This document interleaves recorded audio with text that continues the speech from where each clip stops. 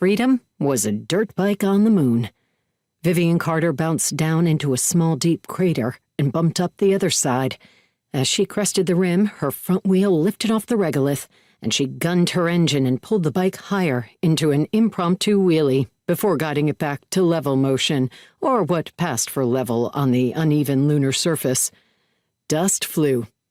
Cool. Eat your heart out, Evel Knievel. A low, rocky ridge extended out to her right, stark against the sky. That ridge currently separated Vivian from her crew, and she was out of their sight, which wasn't supposed to happen, against safety protocols and all that. Which was ironic, since Vivian herself had written the stringent protocols for this mission. But what was the point of commanding the first transpolar lunar expedition if she couldn't have any fun? Besides, on her first extended stay on the moon 3 years ago, she'd been isolated from the rest of humanity for weeks. If anyone was overqualified to bend the rules, it was Vivian. Even her Capcoms back at Mission Control had given up chiding her about it. It wasn't like she could get lost for long. Since Vivian's last mission, lunar navigation and comms had improved immensely. Just last year, 4 Navstar satellites had been placed in lunar orbit for tracking and data relay.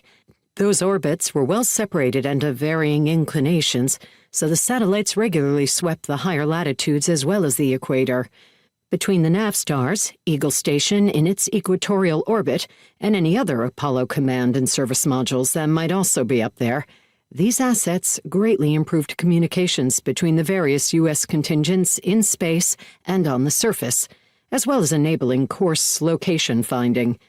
At the equator, radio coverage was almost constant. This close to the South Pole, though, Vivian's LGS-1 mission experienced irregular dead spots in coverage that could last a couple of hours or more. They were in one of those comms holes now, so it was all quiet in Vivian's headset, which was nice, because it allowed her to both relax and concentrate. She needed that concentration because the sunlight was coming at a really weird angle. At these extreme southern latitudes, the sun was constantly less than 5 degrees from the horizon, and that grazing incidence affected everything.